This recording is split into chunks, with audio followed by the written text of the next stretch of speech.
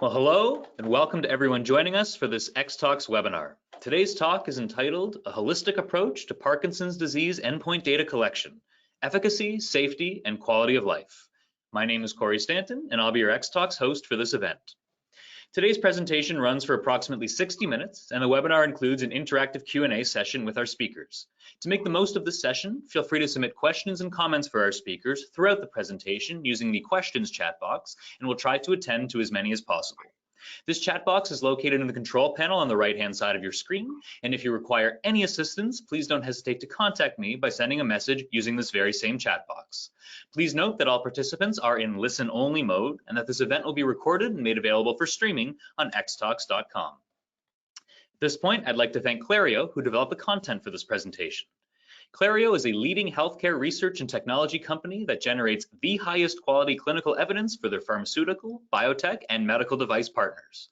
They offer comprehensive evidence generation solutions that combine eCOA, cardiac safety, medical imaging, precision motion, and respiratory endpoints. Clario's science, technology, and operational experts have helped deliver over 26,000 trials and contributed to over 800 regulatory approvals in more than 100 countries. For more than 50 years, Clario has provided deep scientific expertise and the broadest endpoint technologies to help transform lives around the world. Our moderator for today's presentation is Dr. Todd Rudo.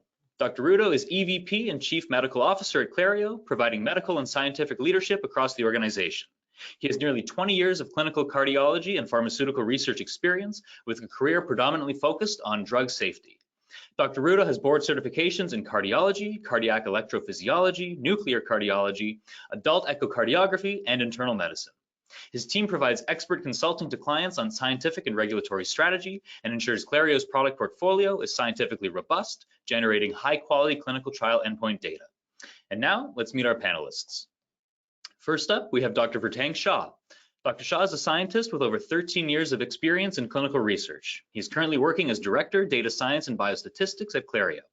He consults with sponsors and CROs in developing the statistical analysis plan package for phase 1 through 4 clinical studies, and his expertise includes, but is not limited to, data analytics, biostatistics, machine learning, and time series analysis to develop digital biomarkers for clinical trials. Next up, we have Laura Carana. Laura is an experienced public health and clinical research professional with 17 years of experience in the sector, particularly focusing on eCOAs for clinical trials. Employed at Clario for a decade, Laura currently serves as Principal Scientific Advisor, leading the scientific direction for eCOA services. With expertise in supporting trials across various clinical indications, Laura holds an MPH from Boston University School of Public Health and a BA from the University of Georgia. Also joining us today is Dr. David Scott. Dr. Scott currently holds the position of Vice President, Medical and Scientific Affairs at Clario, where his primary goal is to enhance drug development in neurodegenerative and centrally mediated diseases. With a background in multimodal imaging approaches from Johns Hopkins University and the University of Michigan, Dr. Scott has focused on utilizing MRI and molecular imaging solutions at Clario since 2012. His work involves collaborating with various specialists to design, execute, and interpret neuroscience clinical trial imaging data, aiming to expedite therapeutic benefits to patients all around the world. And finally, rounding out the panel is Jeff Heilbronn. Jeff serves as the Vice President of Medical and Scientific Affairs, Cardiac Safety at Clario, leveraging his academic background in biology from Tufts University and a master's in health promotion and disease management studies from the American University in Washington, D.C. He has remained dedicated to cardiac safety and pharmaceutical development throughout his 30-year career at Clario, supporting solutions for safety and efficacy endpoints across various therapeutic indications and contributing to scientific publications and regulatory efforts, particularly in blood pressure monitoring and endpoints. And now, without any further ado, I'd like to hand the mic over to Dr. Rudo to kick off the presentation. Dr. Rudo, the floor is yours. Great. Well, thanks, Corey, for the kind introduction, and good morning and afternoon to everyone who's joined us today, and thank you. As Corey said, my name is Todd Rudo. Really glad to have the opportunity to host this interesting and quite packed session today about digital endpoint strategies in Parkinson's studies. Over the next 45 minutes or so, we're going to take you through a range of endpoint solutions, highlighting the role that innovative technologies can play within a successful clinical development program. So you can go to the next slide, Pete. After I give a brief introduction and maybe level set us all on what is Parkinson's and where we are today in the journey to develop better treatments, Our panel will then each take you through digital gait and movement assessment, common ECOA endpoints, and some specifics of how to best deploy them within a Parkinson's program, some novel imaging solutions, not just to diagnose Parkinson's, but to serve as biomarkers for disease progression and drug efficacy. And then the interesting role for cardiovascular testing as it relates to autonomic dysfunction, which is a cardiovascular feature of Parkinson's disease. Go to the next. So what is Parkinson's? Well, it's the second most common neurodegenerative disease after Alzheimer's. There's a specific area of the brain that's affected, and the cells in this area that begin to die off, they rely on a neurotransmitter called dopamine. And as you'll hear more of today, dopamine is, or the lack of dopamine is responsible for the bulk of the symptoms that are associated with the disease. There are both motor symptoms, meaning those affecting muscle coordination and strength, and also non-motor symptoms. Most of us are probably more familiar with the motor symptoms that are associated with Parkinson's. They have a fairly significant impact on quality of life for patients. They are progressive over time, which is why this disease is so impactful. Just to highlight a few: generalized slow movement, it's called bradykinesia. Resting tremor, probably what all of you are familiar with most when it comes to Parkinson's. Gait changes, so this sort of classic shuffling gait that's seen with Parkinson's. Difficulty with balance. Probably less familiar with some of the non-motor symptoms associated with Parkinson's, things like depression and memory loss, pain, very wide changes in blood pressure, difficulty controlling blood pressure. So we'll talk about some of this today. You can go to the next. The current focus in treatments is really all about replacing dopamine. Orally, when taken directly, it doesn't reach the brain and doesn't work. Levodopa was developed decades ago, and it does. Essentially, it's absorbed in the intestine, but then converted to dopamine when it reaches the brain. Turns out that isn't perfect because some of that conversion begins to happen in the periphery, which is what leads to a lot of the side effects, nausea probably being the biggest one. And so carbidopa, which is the second drug, actually prevents that conversion of levodopa to dopamine prematurely and allows it to only happen in the brain and reduces side effects. So those two drugs are often given together, most often are given together as a combination in many different forms: pills, gels, liquids, patches.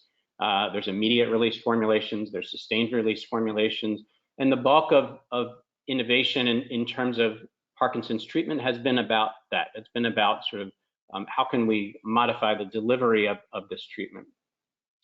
There are other sort of non-dopamine related drugs in the second column there, generally associated with more side effects. They're typically second line. They're most often pulled off the shelf when a patient is having sort of a lack of response to escalating doses of the dopamine therapies. And then, of course, there's non-medication treatments. Maybe some of you have heard of a deep brain stimulator. It's actually quite similar to a pacemaker, but the pacemaker lead is not implanted into the heart, it's into the brain, and can actually reduce some of the symptoms related to Parkinson's quite significantly, but it's obviously a significant surgery. Everything we've been talking about here really treats symptoms, though. None of these are changing the course of the disease itself and actually delaying progression. And that's where we're kind of going next here, whether that's gene therapy targets, whether that's biologics to reduce the accumulation of protein clusters that are seen in Parkinson's.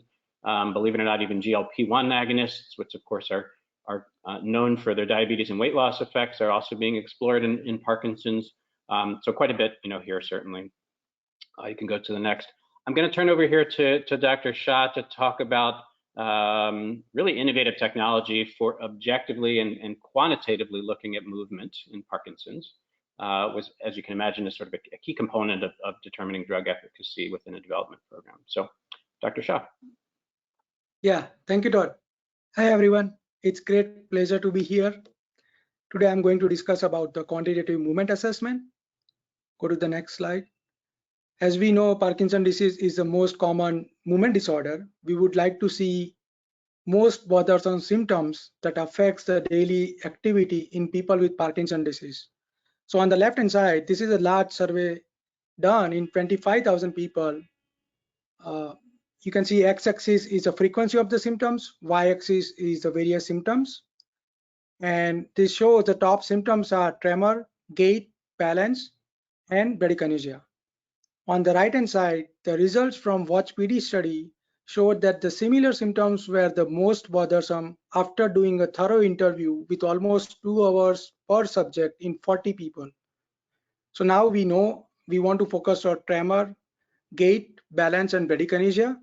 For time being, let's focus on gait. Go to the next slide. This video shows how a normal walking is being evaluated in clinic.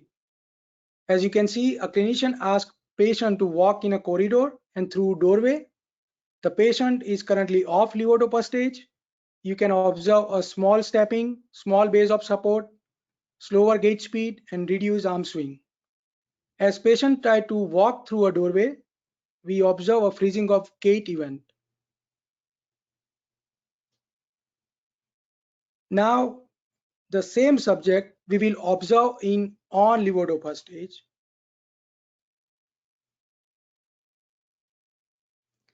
You can clearly see increase in his gait speed, wise base of support, and increased arm swing. Sometimes maybe excessive arm movement reflecting dyskinesia in on stage. Next slide. So how this movement of daily activity is being graded in Parkinson's disease. So there are two ways. One is clinician reported outcomes like UPDRS part 3, and the other is patient reported outcomes like UPDRS part 2 or PDQ-39. A clinician reported assessment involves an expert clinician observing the patient walking behavior and using their professional judgment to evaluate on a scale from 0 to 4, with the 4 indicating the most severe impairment, such as inability to walk. On the other hand, patient-reported assessment involves the patient grading their own perception of how they feel about their walking. They are inherently coarse-grained and subjective, and for clinician, it requires high level of expertise for accurate administration. This limitation collectively contribute to the poor intra and inter-rater reliability. The PPMI study shows a significant insight, particularly when assessing the change in UPDRS part 3 over a 12-month period in both on and off levodopa stage. For participants in the off stage, the MDS UPDRS part 3 change was observed to be 6.3 points with a standard deviation of 6.6 points, whereas for those in on levodopa stage, the change was 1.5 points with a standard deviation of 9 points. So the large standard deviation in comparison to mean result in a smaller effect size, which would lead to a larger sample size for clinical trials. So we really need to have more direct measure of movement in addition to this clinical scale. That's where wearable sensors come in. Next slide. We will see our proposed setup. This is our classical 6 sensors Opal system that we recommend for Parkinson's studies. The sensors are strategically placed on each wrist, foot, lumbar L5 area, and sternum area to capture tremor, bradykinesia, gait, and balance impairment. It is worth noting that this 6 sensor configuration is also utilized in all of our results that we will be showing you today. Next slide. So what are the key criteria that we look for as an ideal attributes for digital gait and balance endpoints? So there are 6 criteria. First is sensitive to PD. That's how the digital measure discriminate PD from healthy control. Second and third are related to concurrent validity. So we want to see if the digital measures are related to disease severity like UPDRS part 3, what clinicians care about, or third one is what patients care about. The fourth criteria is to check whether our measures are responsive to intervention. In our case, it's a effect of the levodopa. And the fifth and sixth criteria are related to early intervention drug trials, where we would like to see if the digital measure discriminate early PD from healthy control, and can we use those measures to keep track of the progression of the disease. And we will show the evidence for each criterion in next subsequent slide. Next slide. Before that, this slide shows the gait is not only speed, it's comprised of various domains. So for example, pace refers to how slow or fast you walk. Temporal represents the timing variable, how much time it takes to complete one step, for example. Variability refers to how consistent you are while you are walking. Asymmetry refers to differences between left and right side of the feet. Stability refers to how stable you are while walking. And then turning refers to the strategy the person takes while they are turning. Next slide. So now the evidence for the first criterion, that's sensitive to PD. So in this study, we asked subjects to perform various tasks that comprised of gait and balance. We had 144 people with Parkinson's disease and 79 healthy controls. So x-axis is a standardized mean difference, which is nothing but your effect size, and the y-axis is a digital measures coming from various gait and balance tasks. Each color represents the task, and the symbols represent the variation within that task. So if you look at the top three measures, which is the black color, that is coming from a single task with the gait, which is the 2-minute walk test. So in that we ask subjects to walk back and forth for 2 minutes over a 10-meter walkway length. We can see the turning velocity, foot strike angle, and arm range of motion that shows the highest effect size. Specifically, we found that people with Parkinson's disease showed a slower turning velocity, reduced arm swing, and decreased foot strike angle while performing the 2-minute walk test. Next slide. This is the same study, but now the evidence for second and third criteria. So now we want to see how that digital measures correlate with what patients care about and what clinicians care about. So on the left hand side is a correlation between the turn velocity and the UPDRS part 3, kind of reflecting the disease severity. You can see a good correlation. At the same time, on the right hand side is a foot strike angle versus PDQ-39, which is what patients care about. Again, it's a similar correlation. So kind of reflecting the concurrent validity. Next slide.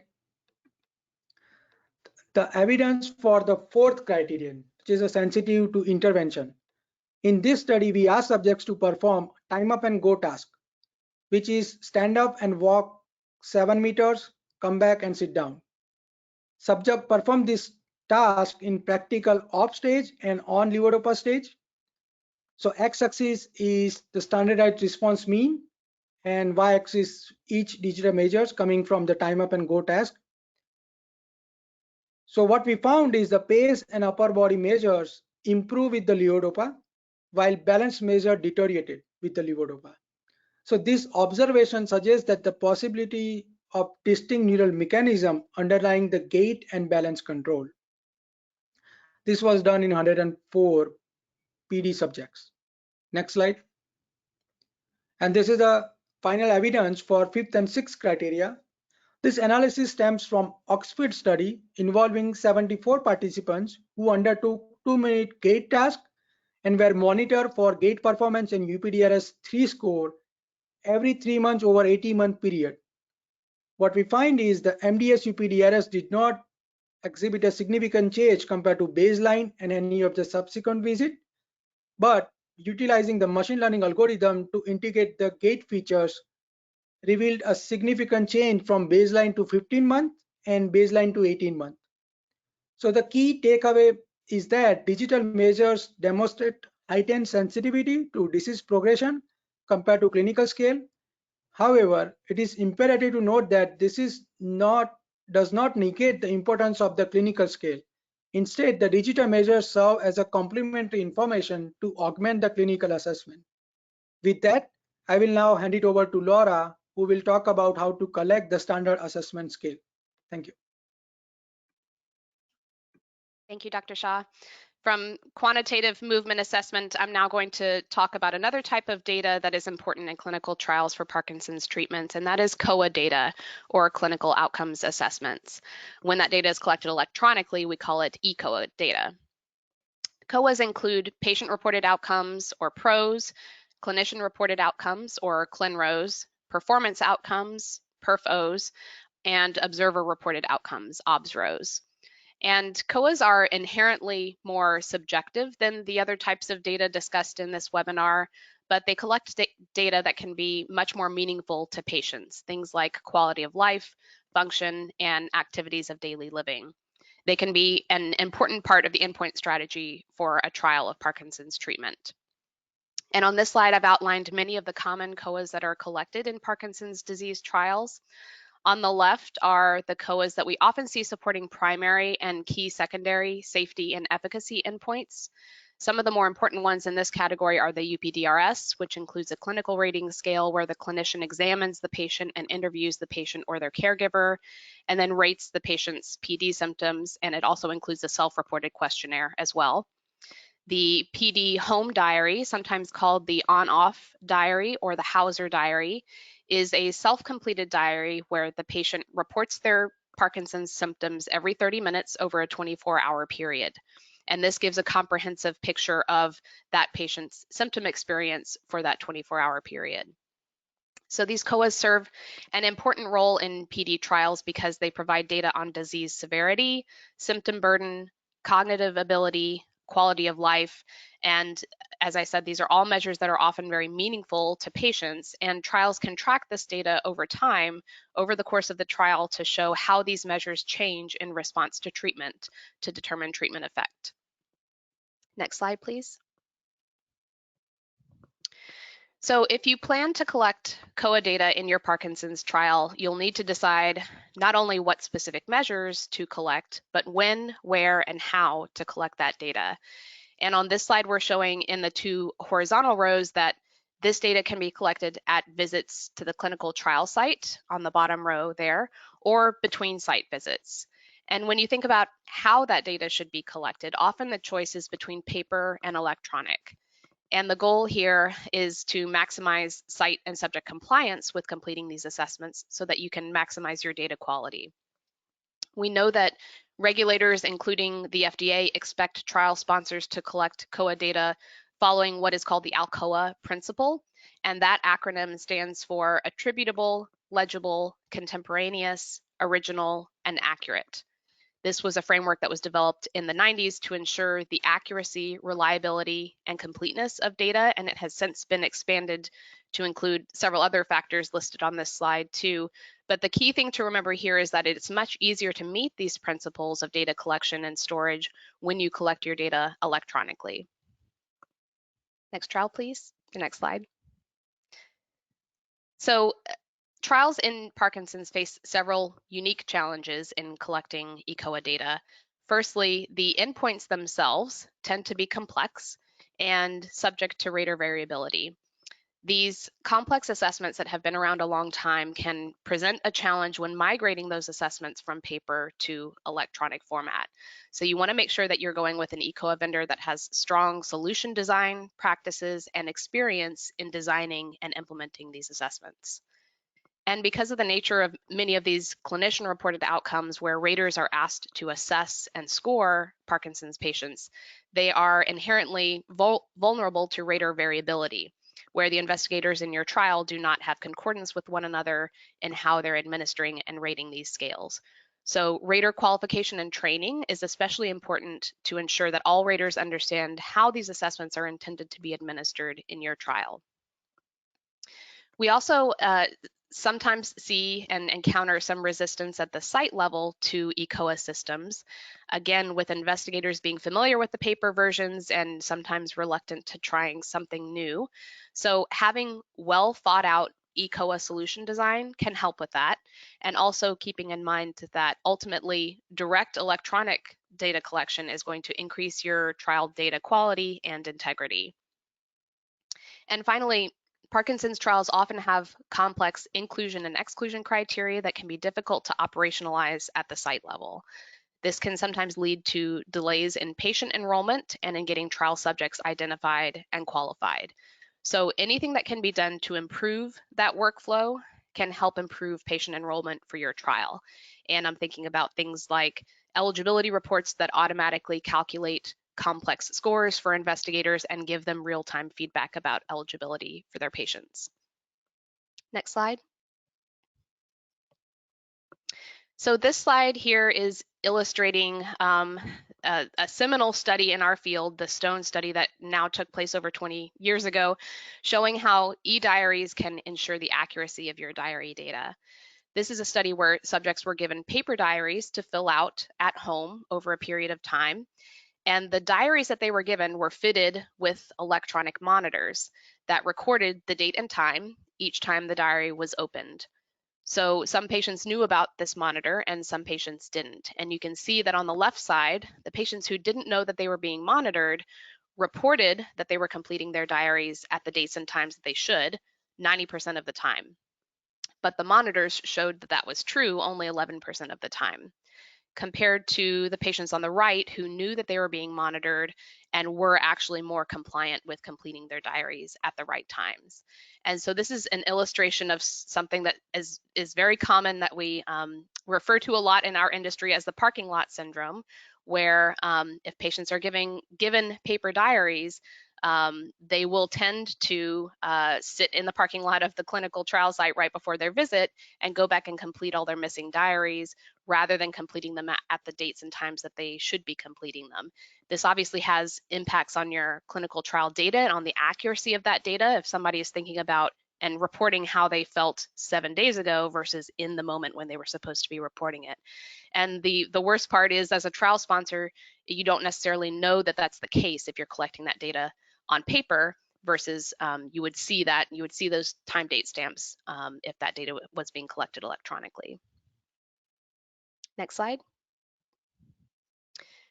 So I mentioned the PD home diary before, and again, this is a fairly common endpoint in Parkinson's trials to capture that patient's symptom experience over a 24-hour period.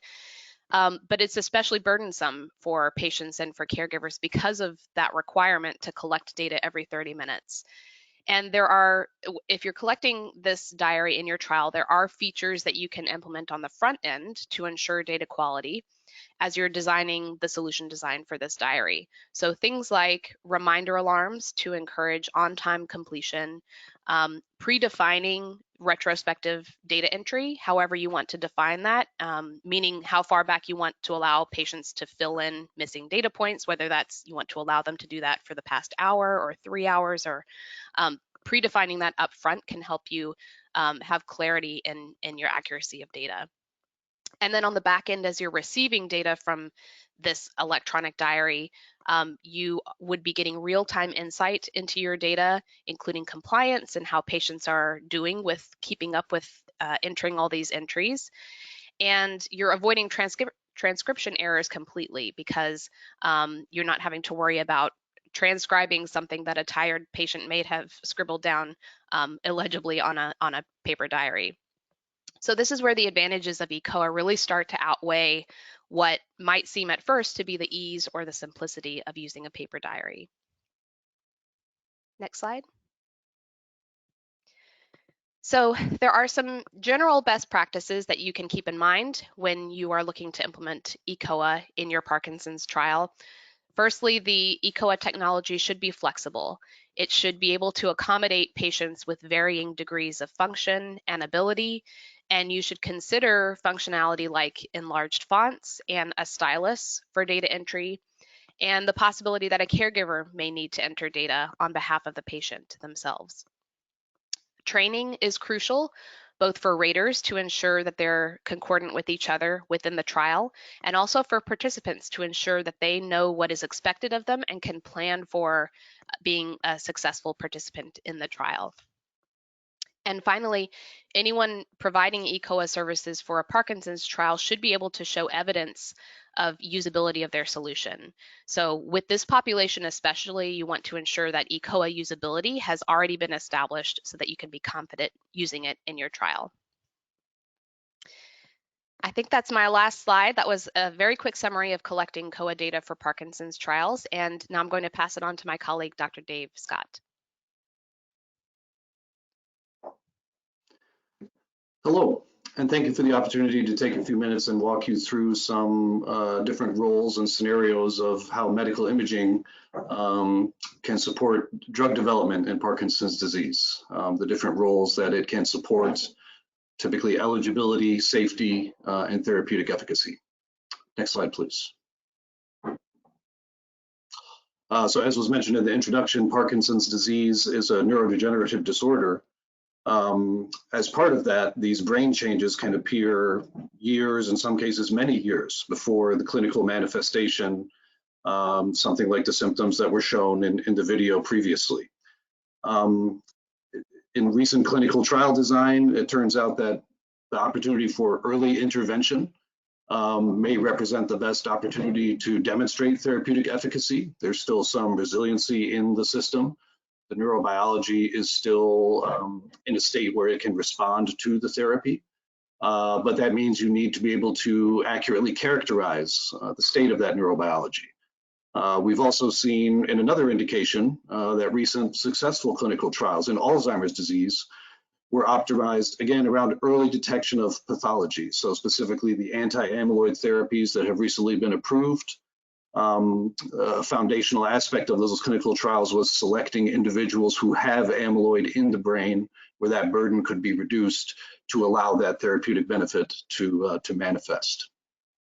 Similar biomarkers for Parkinson's disease. We are at a point today where this same type of neurobiological characterization can be deployed globally at scale using multiple imaging modalities.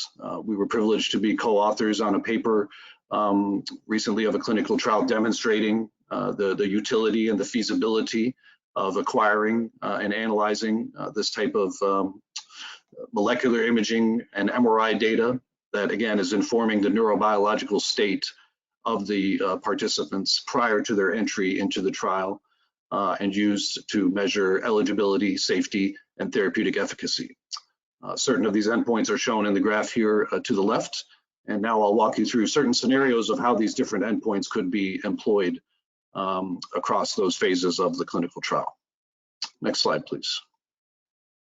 So the first scenario is it may be important for your clinical trial to specifically select those individuals who have a dopaminergic deficit.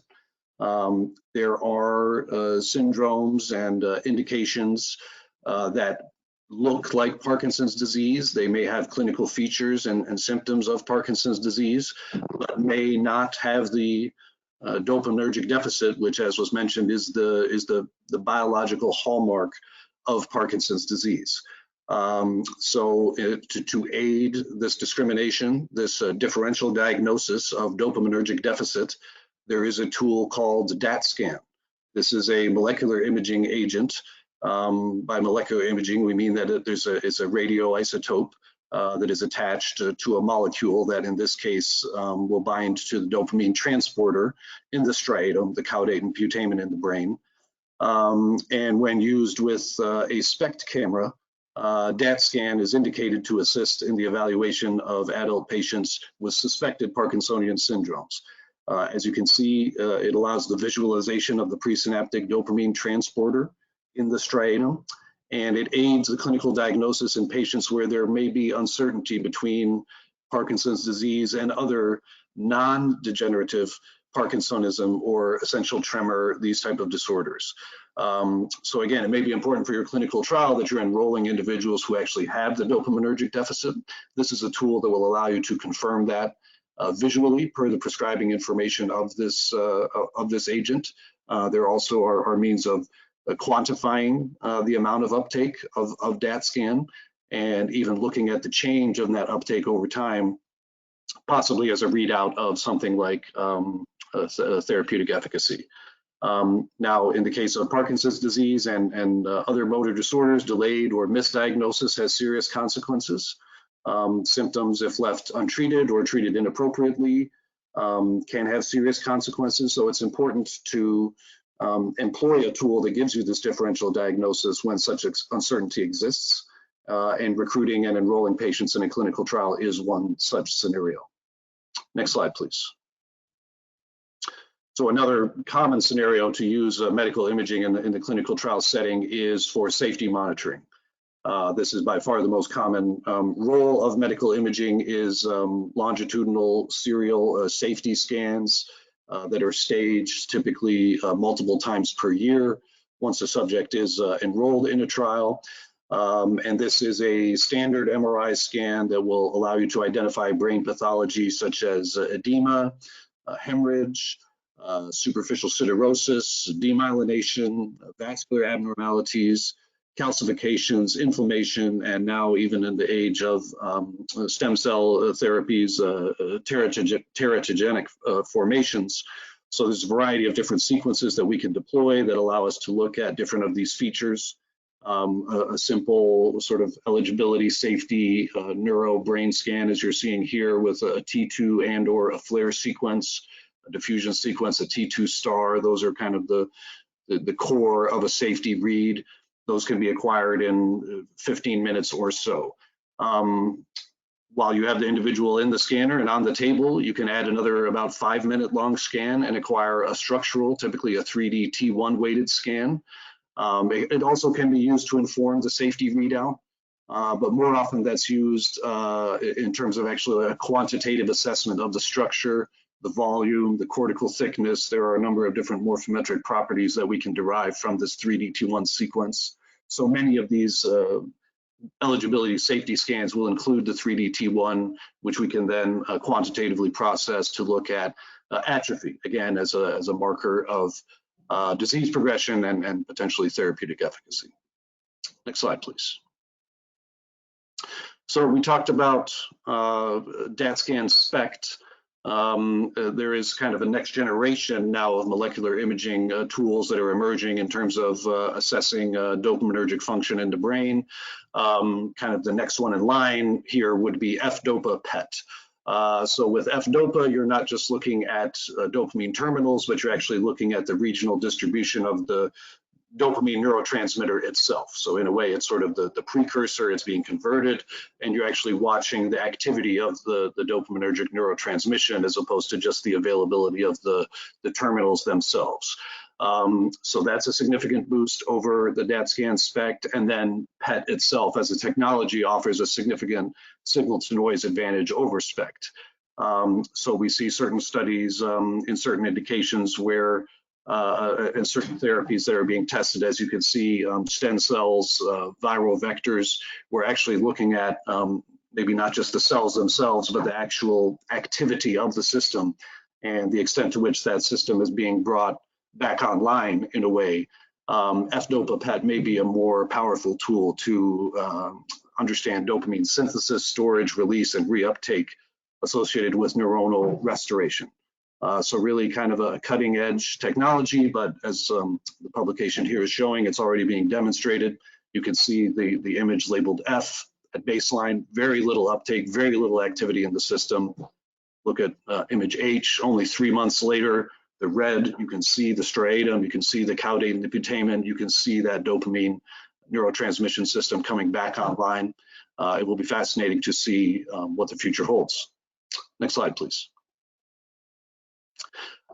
It may be of use not to just have sort of DaTscan for eligibility and safety monitoring, but to have just an additional kind of shot on goal, as we say, once we're sort of stacking biomarkers, especially in terms of longitudinal scans that can provide therapeutic efficacy.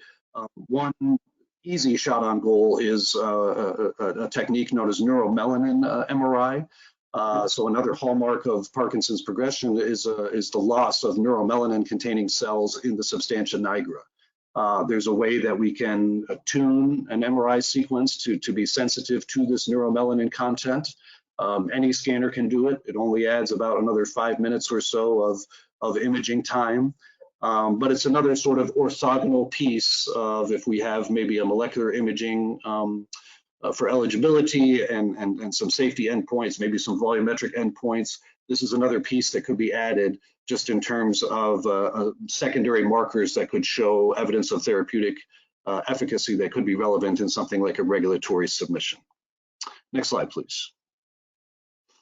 And another very exciting tool in that regard is diffusion tensor imaging. So now we're looking more at white matter integrity broadly, not just in one brain region, but you can really look at tracts throughout the brain. You're not just sort of assessing white matter, but you're assessing neuroinflammation.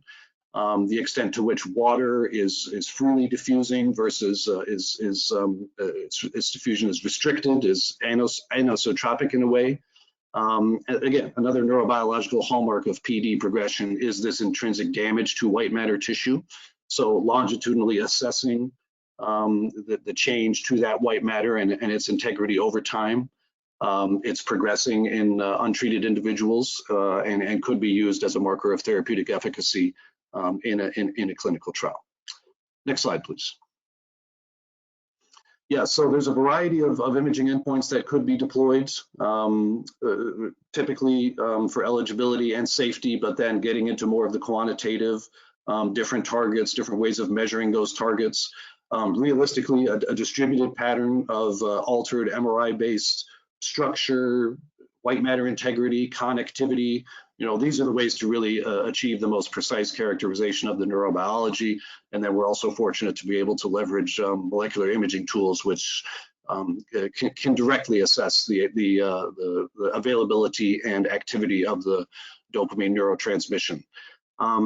Depending on your trial, the availability of certain of these sequences at the sites in your trial, the cost, their exploratory nature, certain of these modalities may be more or less relevant.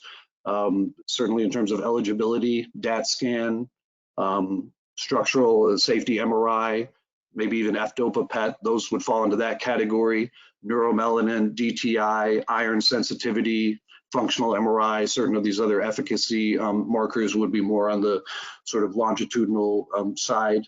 And some are available in some centers and not in others. So it's important to understand the availability of these tools, how to use them efficiently, and we look forward to seeing how these tools will inform drug development and hopefully advance the availability of treatments to patients who so sorely need them around the world. Thank you. Great. Well, it is a pleasure to join you and take you on the next step in our discussion, going from neurology and neuroscience into the cardiovascular system and taking a look at key components of autonomic dysfunction in Parkinson's disease.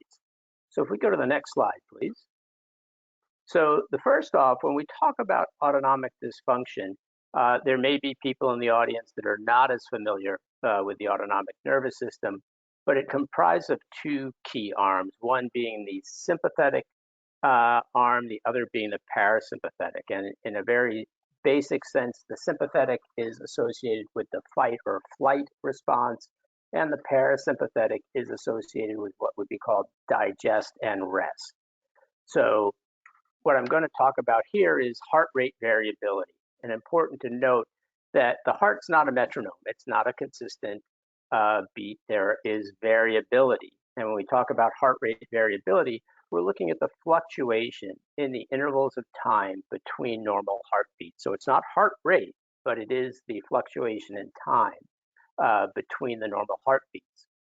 Now, normally what you would see is a balance or a homeostasis between the sympathetic and the parasympathetic arms of the autonomic nervous system. What occurs though, and what you see change in heart rate variability, is when that balance gets out of sync.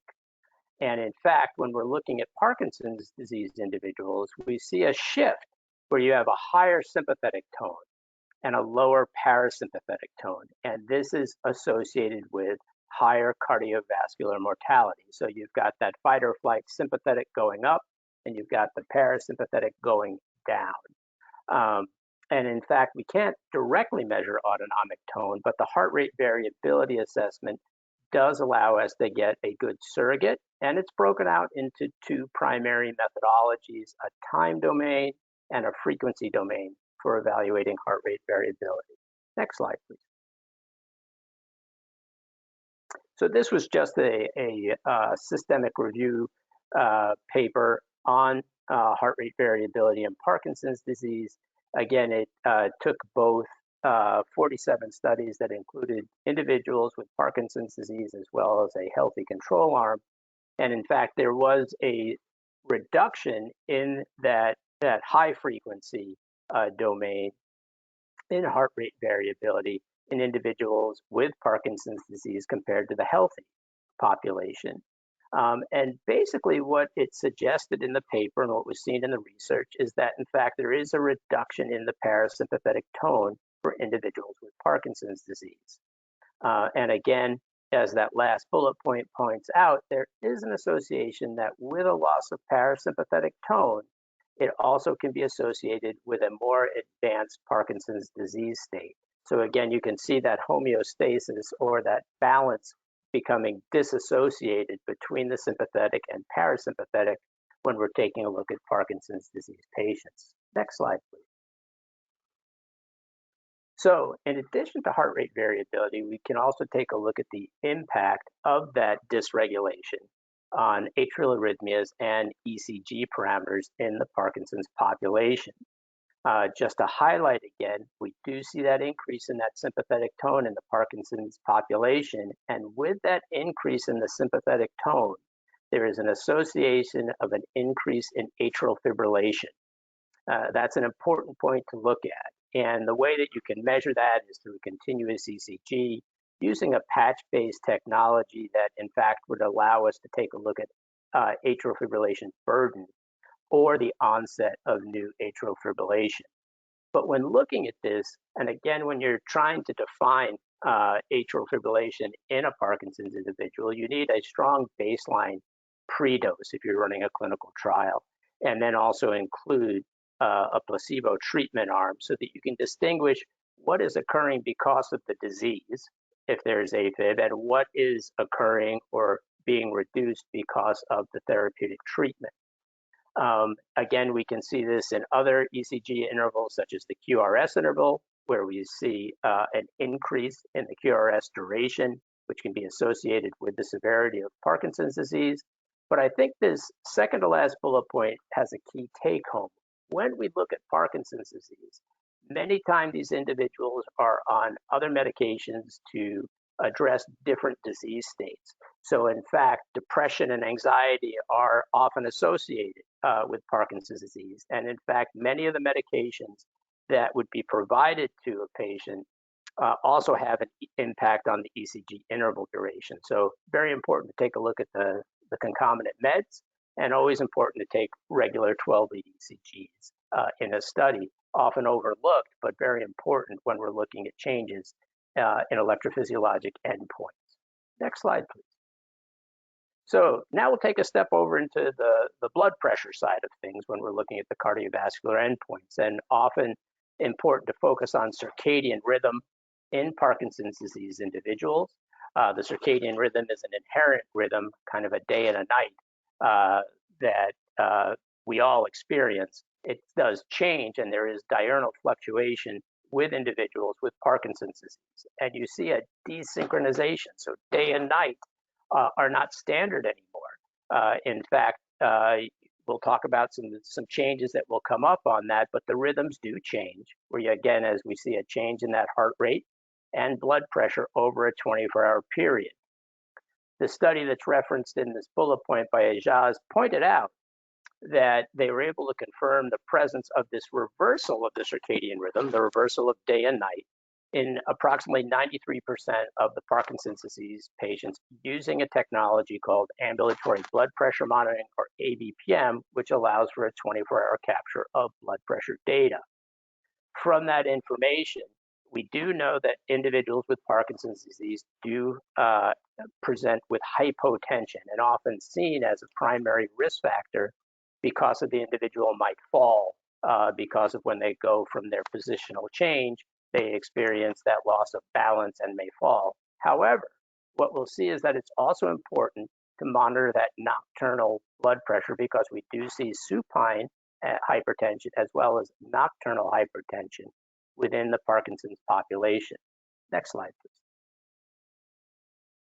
So looking at blood pressure assessment in Parkinson's individuals, this was another systemic review. And what they did identify is that in 38% of the Parkinson's population in their review, in fact, did have high blood pressure. 39% did present with also orthostatic hypotension, meaning that change in positional blood pressure. And the last bullet point, the dipping status, people may not be as familiar with that, but that's actually taking a look at the nocturnal blood pressure. And traditionally, we do have a dipping or a drop in blood pressure in the evening. But in fact, in this scenario, they identified that 40% were reverse dippers, actually seeing the blood pressure go up at night. And in fact, that's why it's important to use a number of modalities when evaluating blood pressure changes, whether it be by the disease or by the addition of a therapeutic agent. Next slide, please. And so this is just an image so that you can get a sense of what I was speaking about when we're looking at the circadian rhythm. What you can see is that is a blood pressure, 24-hour blood pressure profile, top of each line, the systolic, bottom, the diastolic. And you can see as you go towards that sleep period, the middle of it, you can see a dipping and then an early morning rise. And that is the reference when we talk about dipper versus non-dipper. This is what would be considered a normal circadian rhythm. Next slide, please. But when we take a look at an ambulatory blood pressure assessment in an individual with Parkinson's disease, we do see a change. And if you look at the black bar on each of these graphs, looking at the left-hand side, that is a display of what would be called a non-dipper. So in that nighttime period, you're not seeing a drop in blood pressure like you saw in the previous image. And then over on the right-hand side, you actually see an increase in blood pressure, or what would be called a reverse dipper, where they're actually going up at the night. And that, in fact, is an important consideration, again, when we're developing drugs or treating blood pressure for people with Parkinson's disease, to take that into consideration. Next slide. And with that, I think I'm turning it over to Dr. Rudo, and thank you very much. Okay, great. Thank you, Jeff. So a sincere thanks to all the panelists, and as promised, quite a packed session, really dense with considerations for a digital endpoint strategy. Wrapping things up here, you've heard about the role for quantitative digital movement assessment, detection of disease early and accurately, and how that can accelerate a development program, shorter studies, smaller sample size, without compromising sensitivity to detect a change. From an ECOA standpoint, considerations for the platform you choose, deploying what's appropriate for the unique challenges of Parkinson's patients, and the critical role for rater training and how this can impact the precision of data.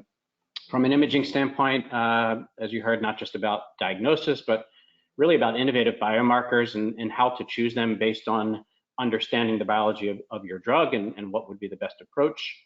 And then as Jeff wrapped up with autonomic dysfunction, understanding how we can monitor and measure heart rate variability, accurately capture blood pressure data in this population, role for arrhythmia monitoring as well. These cardiovascular measures, they're useful both for safety, but also for efficacy monitoring, depending on the mechanism of the drug and the effects you anticipate. There's one more point here that I wanted to mention. Corey, as he kicked us off, shared my earlier focus in my career was in predominantly drug safety. So I also want to call out when looking at any development program, we need to think about any drug specific or even drug class specific risks. And I bring this up today because we've had two recent examples in Parkinson's of development programs we supported where there was preclinical evidence, so animal study evidence of pulmonary toxicity, lung toxicity. Developing a specific safety monitoring strategy as they transitioned into human testing, of course, became very important for them. And in this case, it involved integrating centralized spirometry data, so looking for treatment emergent changes in flow and volume parameters to indicate or detect any harm to the lungs. So something that's not necessarily at front of mind when thinking about Parkinson's development, but very relevant from the specifics of those compounds and the data they had, and always worth considering. So on that note, with the few minutes we have left, we're going to transition to a brief Q&A segment here, which I'll host. Please continue to use the chat box to send in further questions. We've had a good number come in already, which is great. Appreciate the engagement. I'll start there. For anything we can't get to, though, we'll commit to directed follow-up with you all offline to answer those questions. So I'll invite the panelists, as they're already doing, to turn their video back on, and let's jump into that for the last few minutes. Laura, I think I'll start with this one for you, kind of a directed question. How does it work with ECOA if you want to allow a caregiver to answer questions on a patient's behalf? Any considerations there we should know about? Yep, so if that is something you're considering, we can accommodate that by setting up a caregiver in a specific role in the study where they would have their own username and password access, and we do that to be able to maintain attributability so that you as the sponsor know who is completing which assessment.